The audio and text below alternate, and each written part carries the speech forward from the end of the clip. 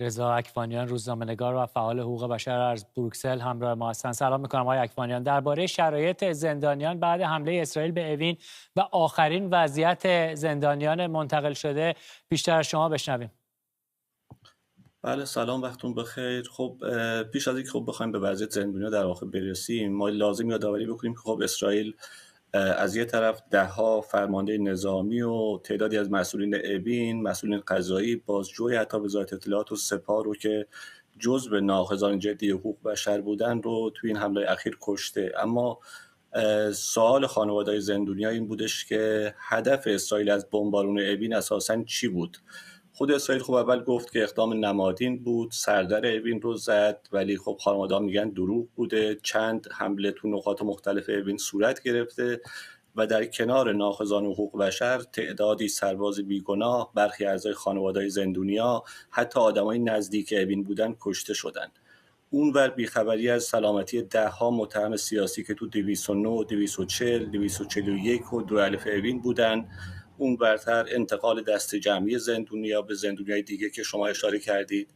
الان 3 روز خانواده‌های در واقع دهها زندانی به انتظار تماسی از عزیزانشونن که بدونن زندن، سالمن، مشخصا بازداشتی که توی بازداشتگاه امنیتی بودن. بیشتر میگن بچه‌هامون آواره شدن، ظرف چند ساعت چند هزار زندونی و با دستبند و پابند بردن زندونای دیگه.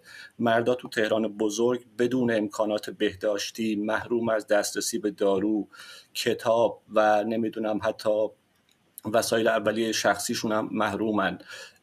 اونا دارن 2-3 شب رو در واقع به صورت کتابی خوابیدن، نوبتی حتی خوابیدن کف زمین. گفتن آب نیست، آب گرم هم نیست. خیلی‌ها هنوز حموم نکردن از روزی اونجان، کارت تلفن ندارن. زنا رو موقع ورود به قرچک واسه بازرسی بدنی کاملا برهنه کردن. حالا تو شرایط فاجعه بار تو جهنم و تو این گرمای این روزهای قرچک هستن.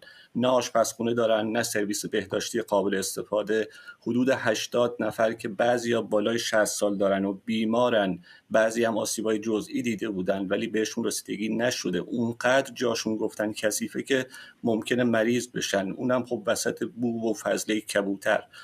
تو بیانیه فعالان سیاسی و مدنی هم دیدیم بمبارون اوین رو محکوم کردن. اونورم ملاها خودشون پی تعطیلی اوین بودن و دنبال پاک کردن جنایتشون بودن. حالا ممکنه تغییر کاربری بدن اوینو، یعنی برن سمت نابودی اسناد و یک ضربه جبران ناپذیر رو به نوعی تو مسیر کشف حقیقت و پیگیری حقوق قربانی عملاً بزنن.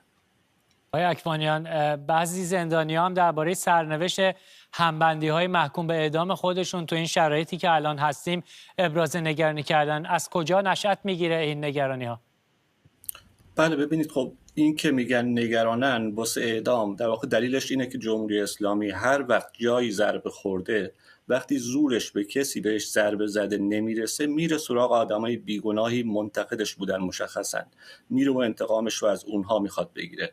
تو همین 2 هفته حداقل ما میدونیم 1600 نفر رو با اتهامات سیاسی و امنیتی تو شرایط مختلف گرفتن. صدها نفرشون اتهاماتی بهشون نسبت دادن که ممکنه حکم اعدام بهشون بدن.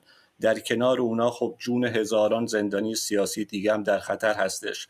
باید هشدار بدیم خطر جدی به راه افتادن اعدام‌های دست جمعی روزانه شبیه چیزی تو تابستون 67 در واقع رقم خورده بود وجود داره. باید فکر چاره باشیم پیش از اون که دیر بشه، پیش از اون که صدها خانواده و هزاران انسان دیگه به دادخواهی ایران بخوان اضافه بشن.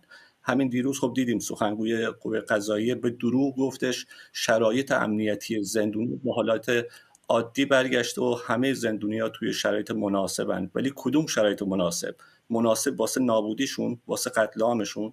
باید هر کاری که میتونیم انجام بدیم. ممنونم از توضیحاتتون. رضا اکوانیان، روزنامه‌نگار و فعال حقوق بشر از بروکسل.